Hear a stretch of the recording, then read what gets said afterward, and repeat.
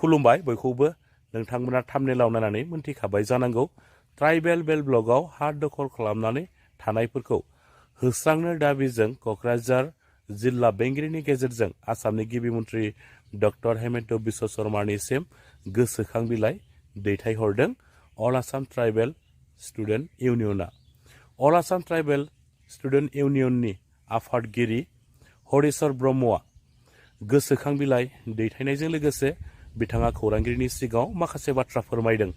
नोंथांमोना जोबजासिम नायनानै लालाय। क'क्राझार डिपुटि कमिशनार अफिसाव जनजाति सुरक्षा मन्च आरो अल आसाम ट्राइबेल स्टुडेन्ट इउनियननि जुथायै मोननै मेम'रेन्डाम होनाय जादों।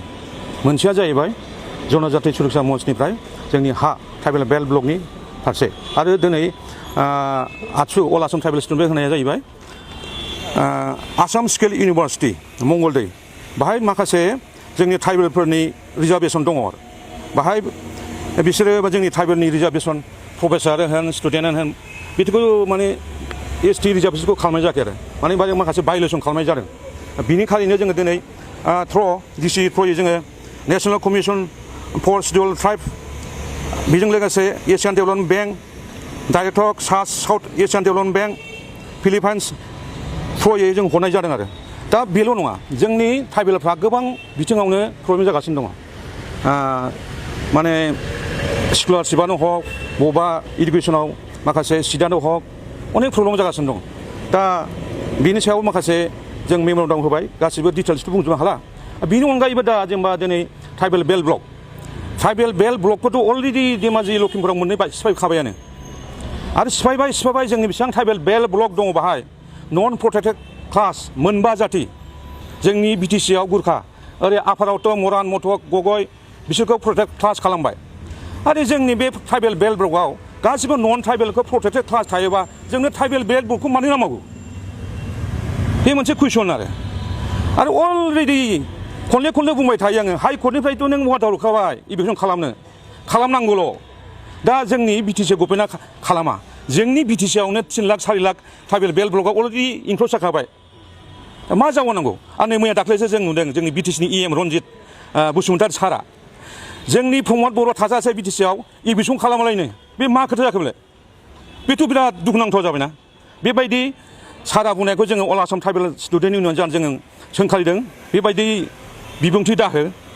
जों मिथिगौ नोंथांमोना बे बिबुंथिखौ मानो लाखिदों नोंथांमोना इलेक्सन फैसिगौ माखासे भट बेंकनि थाखाय नोंसोर होनदों थ' बेबायदि होनाया जोंनि थाखाय बिराद दुर्भाग्यजनक। एफा बुरजा जोंनि जायगायाव 3 लाख 4 लाख हाबजोब्बाय दानो जों जुदि बिसोरखौ होखारखानो हायाब्ला जोंनि इयुन जोलैया मा जाहैगोन जोंनि गथ' गथाया मा जाहैगोन बेफोरथ' बिराद साननो गोनां ना।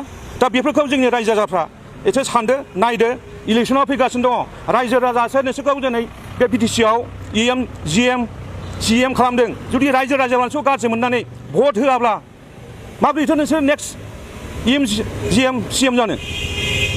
दा गेजेरावबो नुनो मोनदों जे माने हाग्रा ओनसोलाव थानाय बर'फोरखौहाय इभिक्सन खालामनाय जादों खिन्थु बर'फोरखौल' खालामदों गुबुन हारियाथ' दङ खिन्थु खालामनाय दा बेनोथ' मेन खोथाया बेनोथ' दा जों नायदों सोरखौ बबे जायगायाव इलेक्सन खालामदों बाहाय जों नुदों आरो माखासे जायखौ खालामदों माने बिसोरो गावसोरनि गभर्नमेन्टजों साइड नङा आलदा गुबुन माजों दंखायो आरो माने बिसोरखौ माने गावसोरनि दानि प्रेजेन्ट गभर्नमेन्ट नङा दस्रा थाफानाय बिसोर खालामदों आरो खिन्थु अलरेडि नन प्रटेक्टेड क्लासआ हाबनानै दङ सावथाल दं माखासे दस्रा दं बिसोरखौ मानो खालामाखै बेफोरथ' दुखुनांथावना साननांगौआ बिसो।